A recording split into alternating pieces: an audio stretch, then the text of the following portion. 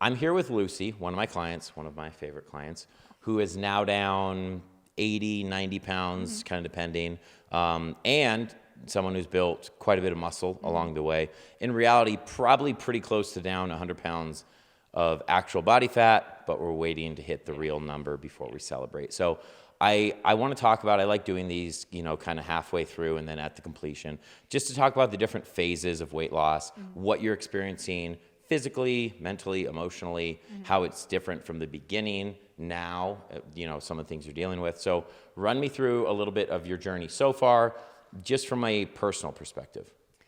So when I started out, about 2 years ago, I knew I needed a life change. I was not happy with how I looked, how I felt. So I joined a CrossFit gym and I loved it. I fell in love with something. I fell in love with working out again, and I loved it. But after a year of doing CrossFit, and I wasn't as consistent as I could have been, I knew I needed something different. So I went to my doctor and I was like, is my blood work off? Is like, what's wrong? Like, I'm working out and I'm not losing fat. I look the same.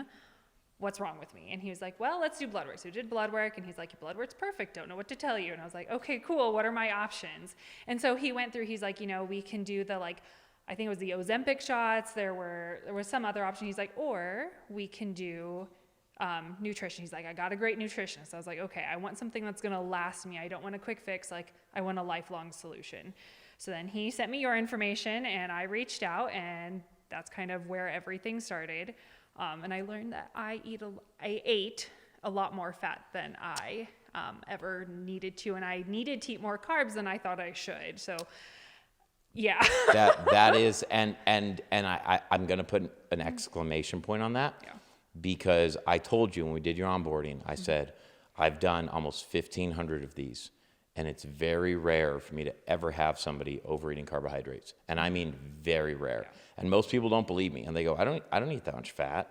And then you start tracking and you go, oh my goodness, the amount of fat we are consuming now is just unbelievable if you're not paying attention to it. And the moment you start paying attention to it, it actually becomes more enjoyable to eat because you get so much more food. Yes. Right? Well, there were so many times I'd be like, oh, this salad is good for me. And then I'd look at the thing and be like, oh my God, there's so much fat in the salad dressing. Right. Here I was thinking I was doing the best possible, eating a salad because salads are good for you. Right. And it was and again, it doesn't mean that the salad dressing, a No. balsamic vinaigrette might be perfectly fine for your health, your heart, everything.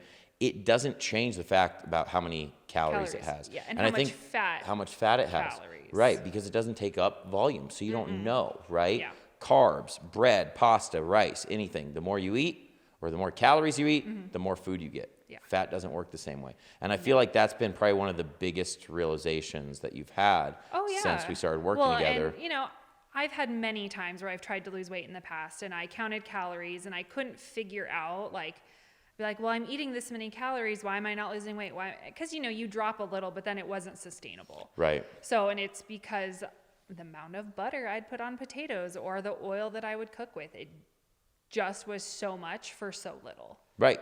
Yeah, exactly. Think like a budget, right? Yeah, like a budget. And now that's all I think of food. I'm like, oh, it's not worth it. Not worth it. I'm not going to spend my calories on that because I want this later on. 100%. And I always tell people, and then I'll take a moment here, but I think it's insane that we promote and support people who are willing to budget financially because they feel like they are under financial strain or duress. We tell them, that's great. I'm so proud of you. That's fantastic. And then someone starts tracking what's going in their body instead of their bank account. And we treat it like it's an eating disorder. Yeah. We would rather people pay attention to the balance of their bank account than the balance and health of their body. And we would rather call them obsessive because they care about their health and well-being than how much money they have. And to me, it's one of the most backwards things when people go, using MyFitnessPal as an eating disorder. I go, would you ever tell someone in crippling debt that making a spreadsheet of how much money they spend is an eating disorder? Right. Of course not. Why are you going to let someone care more about their money than about their life? Well, and for me, it's been so great just to know, what I'm putting in my body, it matters now. And I know, this is the best thing for me. And this, I truly feel better. I look better. My skin is better. Just literally my whole demeanor and who I am as a person is so much happier and better now that I'm not putting crap in my body. 100%. And you found a way to do it where you still enjoy your life. And Yeah. that's, Well, I get to eat potatoes every day. that's It's true. my favorite thing ever. Yeah, I think anybody would be happy. I'm with Lucy here, one of my clients. We're looking at her DEXA scans. For those of you who don't know, DEXA scans are the most accurate form of body fat measurement. It's a great way to get your bone density scanned if that's something you're worried about. They section off your body. They use X-ray technology to produce an estimation of how much body fat and how much muscle you have. So I've got her first, second, and third DEXA scan right here. She started at 50.8% body fat. And that was when we started earlier this year. Your second one, we did an interview near this time that we Yeah, probably, within a couple, I think it was in 2 we or have 3 some weeks. footage of, that you were 42%, and as of right now, you are 29. Yeah. So you went from 50.8 to 29% body fat so far this year. And we probably have the picture up right now. So talk to me a little bit. I know it's been an interesting journey. You've done a phenomenal Yes, job. yes, it has. Obviously, the number on the scale doesn't move as quickly right now. And that's one thing I want to talk about, because a lot of people, I think, get frustrated when the number slows down, and they forget that when you start, if you have 100 pounds of body fat and you lose 1 pound, that's 1% of your body fat that you lost that week. If you have 30 pounds, you only need to lose 0.3 to lose 1% of your body fat that week. And I think people think that, oh, my metabolism is slowing down. This is happening because the number is slowing down the scale.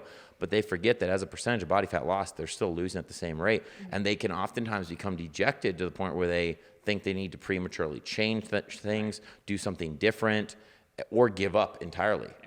So, and I feel like having that conversation, having the understanding and this data allows you to still feel like, I know I'm making progress. I can see it. I mean, we've got the footage of the visuals that they give you alongside here of how much body fat, how much muscle you have. And what you've done is remarkable. I mean, you've completely recompositioned your entire body.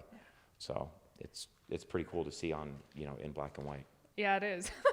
And I had even told you that when I got the scan. I was like, oh my God, I know you've been telling me this for months, but like, I see it. I see the numbers. I see the percentages. I see the difference in how everything has gone. And the whole journey's just been incredible. And hard at times. It's not easy. It takes work. You have to be diligent. Like, you have to work at it. And there's going to be some weeks that are easier or harder than others, yeah. especially yourself, single mother, right? Yeah. Teacher. I mean, there are going to be weeks that it's not easy. There are going to be weeks you don't drop, where you have to trust the process, persevere through, lean on your support system during those times. I think you've realized the value of having a support system during the more challenging times. Oh, absolutely. I think one of the biggest mistakes that people make, and this is coming from somebody who has been over 300 pounds and has lost weight and regained it repeatedly. You, very similar position, right? Struggle with weight your whole life. If you're going to reach out for support, the most valuable time is when you need the support. It's not January. It's not February. I've lost weight in January, February, March 10 times in my life. You probably have too, right? But this time you learned how to lose it and keep it off through summer vacations. You're doing it right now through the holidays, which means next year, just keeping it off, not losing it, is gonna be a breeze, right?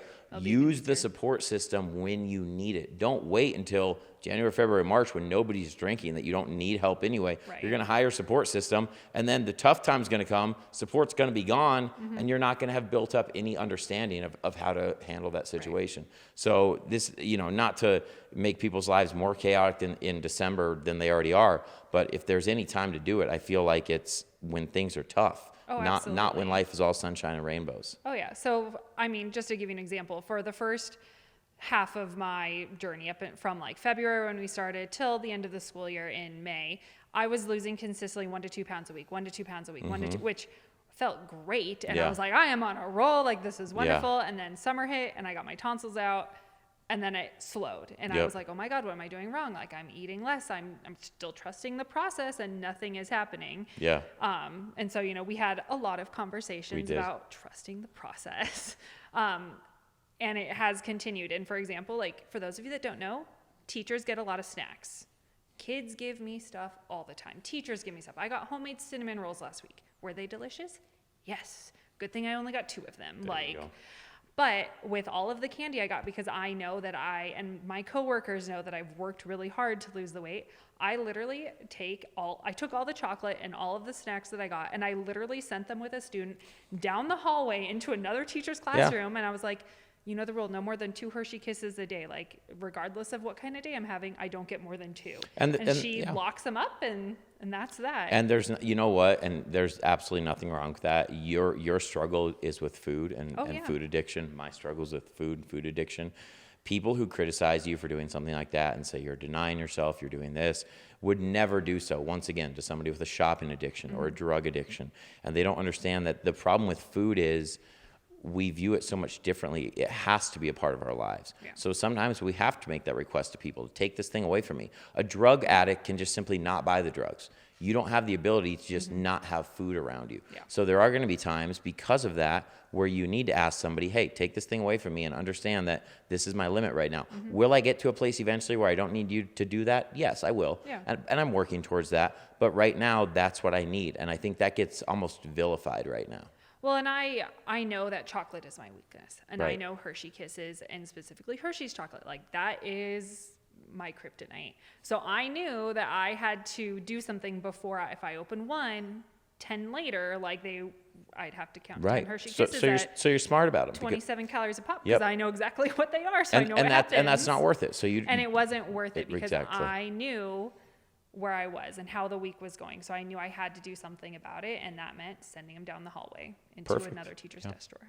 And that's a great way to find balance and still enjoy life. Yeah. And now if I want one, I have to put effort into getting one. And if I'm not willing, then it's not worth it. It's not worth it. Bingo. Yeah. And I can now give them to children too. So. There you go. That's perfect. Let's talk about bulking, cutting versus going through recomposition. So for those of you who don't know, bulking and cutting are two of my least favorite terms. I don't mind the term cutting or reverse dieting. I hate the term bulking. I don't mind the word recomposition if you know what you're talking about. This is an example of Lucy, who has gone through what is referred to as recomposition. This is something where you lose body fat and gain muscle mass simultaneously. There are a handful of things that are required to achieve this, because obviously we would all love to go through recomposition. First off, if you're already very, very highly trained athlete, you're probably not going to be able to do this. If you're 8% body fat with tons of muscle, you're going to need to pick one or the other to do. However, that doesn't mean you need to add a lot of body fat. If you're not that, though, you can absolutely lose body fat and build muscle. You just need to have the right macronutrient distribution and make sure that your calorie deficit is not so aggressive that you're losing muscle along with the body fat. And again, I'll show this one more time. We'll put a picture up. It literally looks like an X. I mean, your body fat went from, it's got it at 51% here to 29%. Simultaneously, the muscle is going from, looks like right around 116 to 127.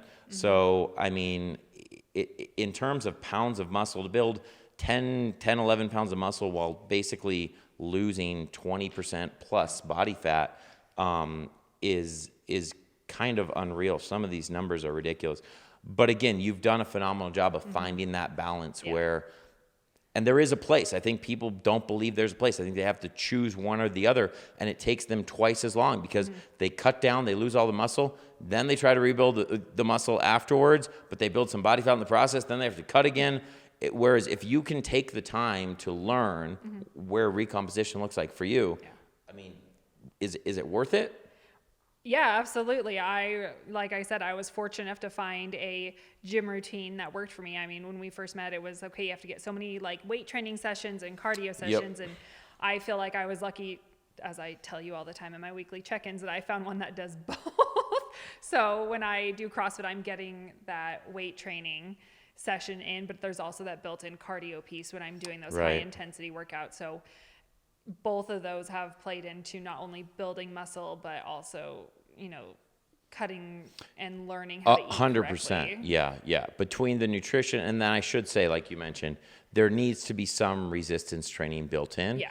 And also, I would say there probably needs to be some cardio built in. Oh, yeah. And I think that these days we focus almost probably more on the resistance training and not enough on. Well, and one thing I had to learn is cardio, like I thought in high school when I did sports, does not mean full-blown sprints like on a Right. track. Right. That is something that I've really had to have a kind of a growth mindset on. That Yeah, it can look different. It's movement. It's movement, yeah. Cardio is movement, and walking is movement, and walking is cardio. It doesn't have to be sweat dripping Right. It sprints, does not have to be high which intensity has- interval. was something I had to change, because in my mind, Right. like, do some cardio meant like, okay, we're running, sprints down the track, or we're running laps around the field, or so being able to be like, I can just go for a walk and that's okay. And that's okay. Yeah. To get steps to get movement in has been a big thing that I've realized more so later on in my journey with you than in the beginning. Because in the beginning, I was so heavy focused on figuring out what the heck I was eating and Yeah. the macros and, oh my God, that's protein. Okay, that's fat, that's carbs. I need more of this. I need more of that. Versus now that I've had those more consistently and I understand them more, kind of shifting of, okay, I need to get more movement in, and not how do I specific. get the movement, to work for my lifestyle? Right. There you go. And how is it compatible with what Yeah. I can realistically do? Yeah. All right, so we're about 80, 90 pounds into the weight loss now. We've done one of these interviews already. I know we talked about some of the foods you were eating back then. Obviously, one thing I stress to people is the reason I don't do a meal plan, things like that, is because it's not sustainable. I don't think at this point, 90 pounds down, you'd be eating the exact same thing. And if you were, you'd probably be pretty close to giving up, right? Yeah. So what are some of your go-to staples now, and how have they kind of evolved and changed from what you used to lean on? So definitely now I mean, I just live off Trader Joe's and Costco, if we're being 100% honest, and some items from Fry's here and there. But, Yeah.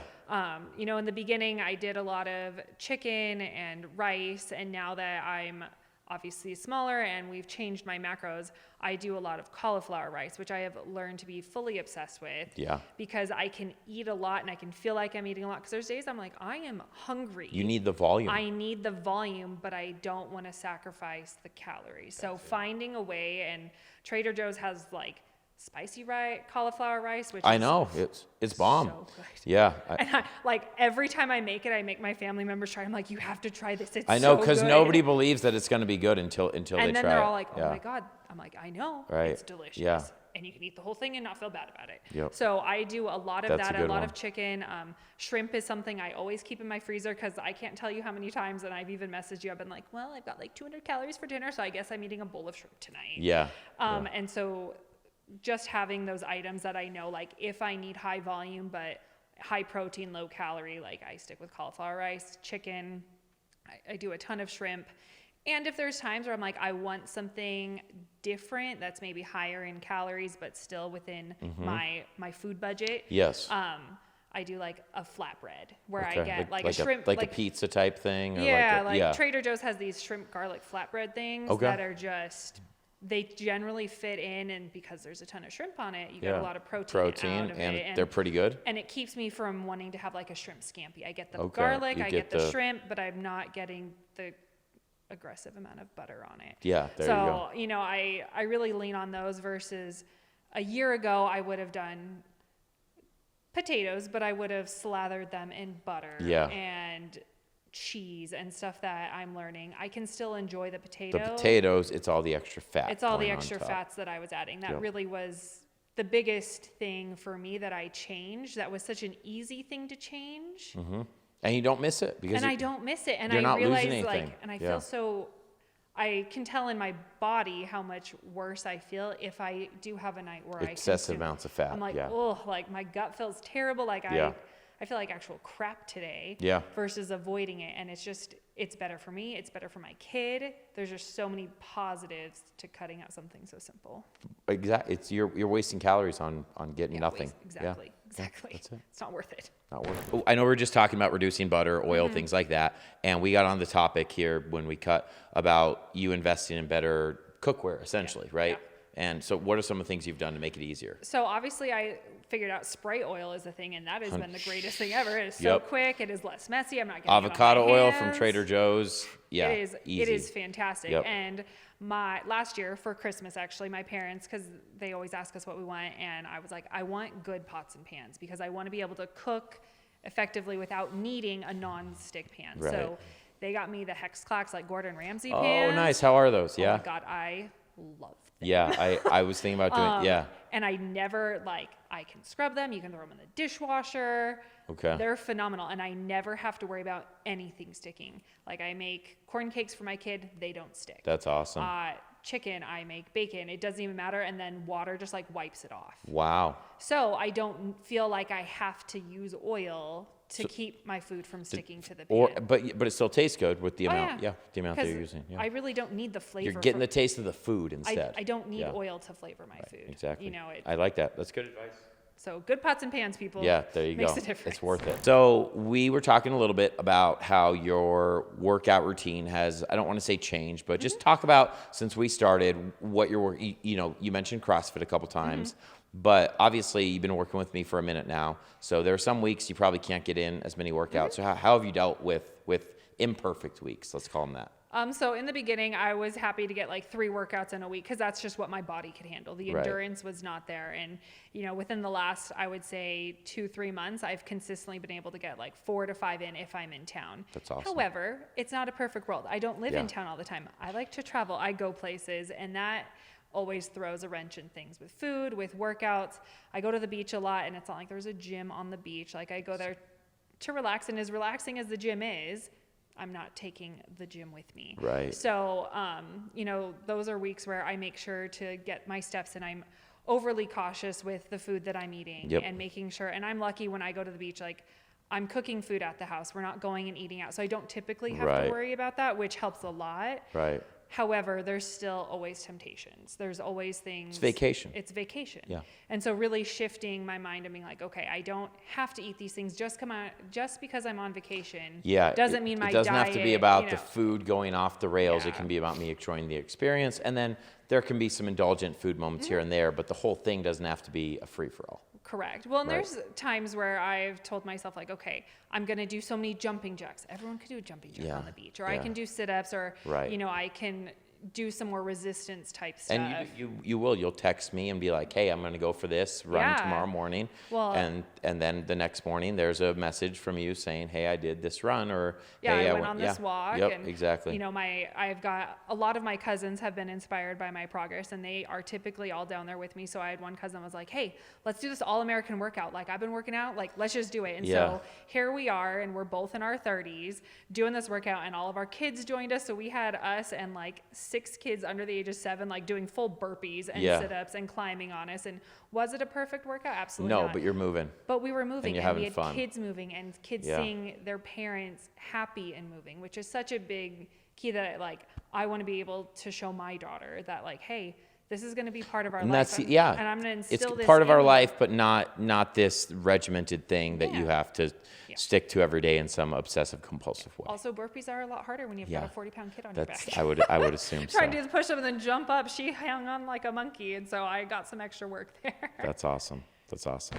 We were talking a little bit about the journey you've been through and what some people I faced and what I know a lot of people face when they're losing weight, which is friends and family members who are not used to you making health conscious decisions, or maybe just not used to you being a normal healthy weight. So if they're used to seeing you larger and you're smaller, but you're not quite done with your journey, they start to kind of encourage you to have an extra bite, and they don't know that they're not being supportive. They think they are, Right. but in a way they're kind of sabotaging you. Have you had to deal with any of that yourself? I have been so lucky that my support system at work and my support system at home, my family, they have done the opposite, and they've reached out and been more on the flip side of that. That's so amazing. For example, my coworkers, like I said, they hide the chocolate in their drawers and keep it away from me.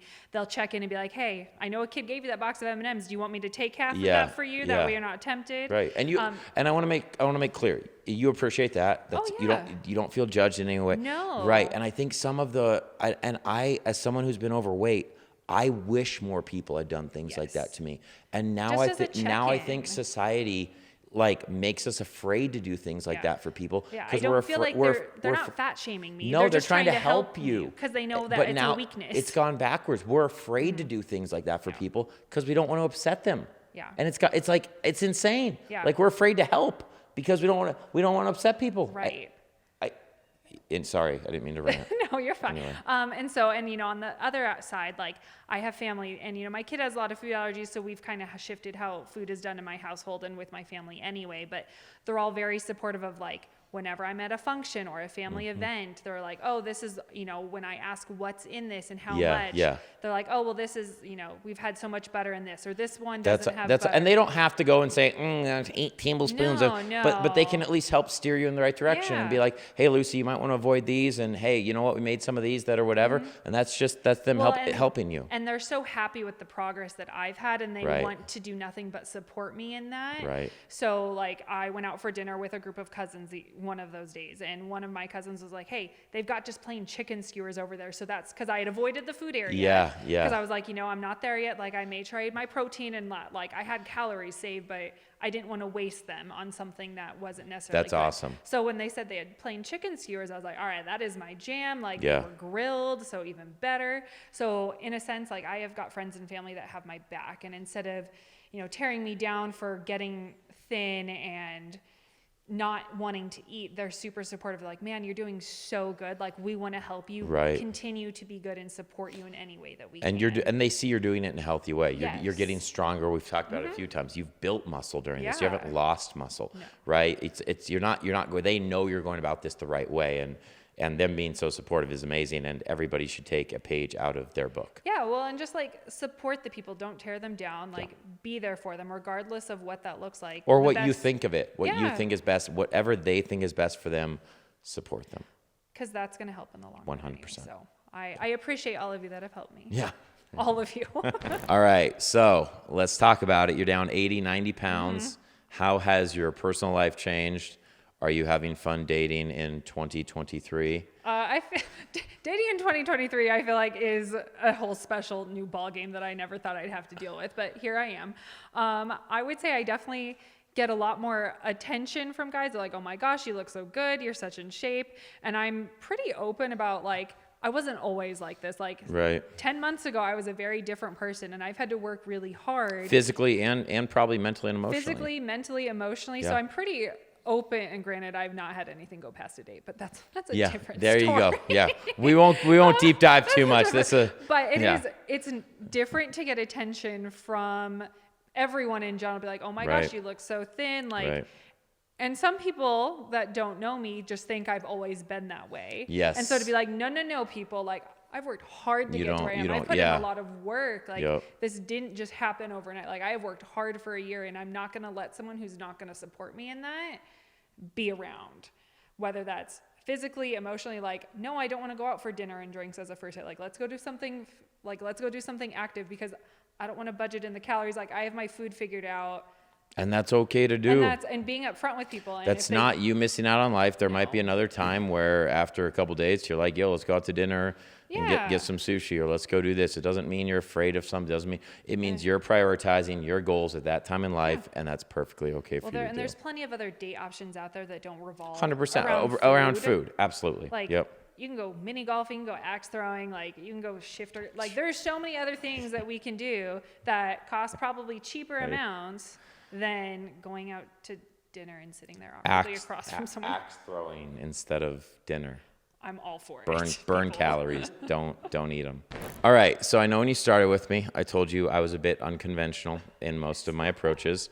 I appreciate you wearing the Matt Hoodie shirt, matthoodiefitness.com. We don't have them they're not for sale. They're not for sale, but if you want one, just let me know. It is what we call an unnecessary complexities. I'll try that one more time. It is what we call an unnecessary complexities t-shirt. It has everything that I deem an unnecessary complexity. Essentially saying a lot of your friends who are ripped probably do a lot of these things. I'm not saying they don't work. They are going to make your life unnecessarily more complex. And when shit gets hard and shit hits the fan, or it's December, or the kid is sick, and whatever, the clothes didn't finish in the dryer that morning, and the car's battery is dead, and everything else, you're not going to follow your meal 1, 2, 3, 4, 5. You're not going to get your fasted cardio in that morning. You're not going to remember take your shake for your post-workout drink to the gym. And when you believe that these things are the driving force behind your progress, which I can promise you they are not, if anyone has ever told you anything on this shirt is going to make a difference in your progress versus not doing it, send them this video. They're more than welcome to DM me or just fire them without doing any of that. They have no idea what they're talking about. And the whole point in me doing this is not to rip people, but to kind of talk to you about how much easier has it been because you don't have to do all of those things. You understand, like, hey, I just got to focus on this, this, and this, and I'm gonna get through this week, and next week maybe it'll be a little more perfect, but it's not going to derail me. One of the best things I think that you ever did for me was you didn't tell me what to eat.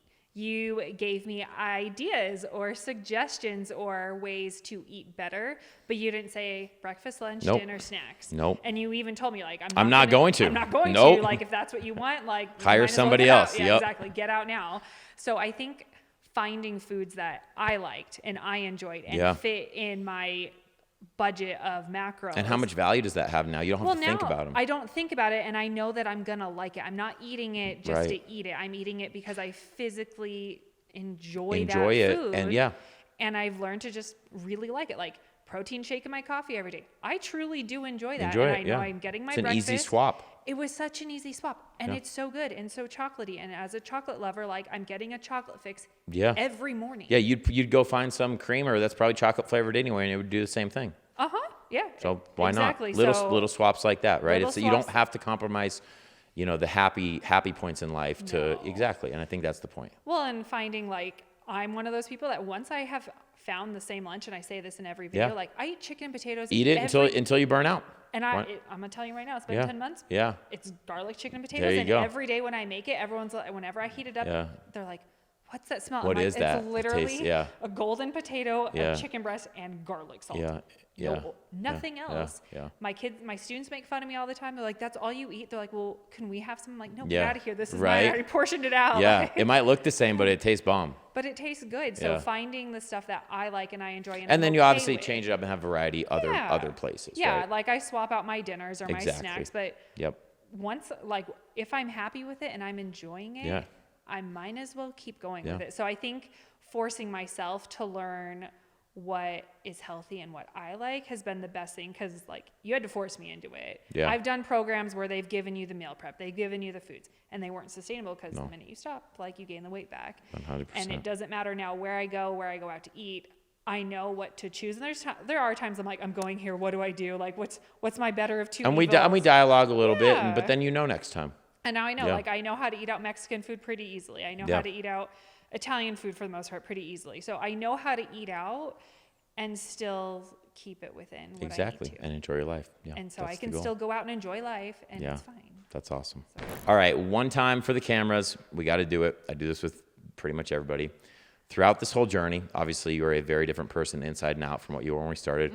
Have I ever made you do anything like keto, carb cycling, fasted cardio, intermittent fasting, given a shit how many times you eat per day, made you drink a post-workout shake, or anything else? No, none of it ever. Okay.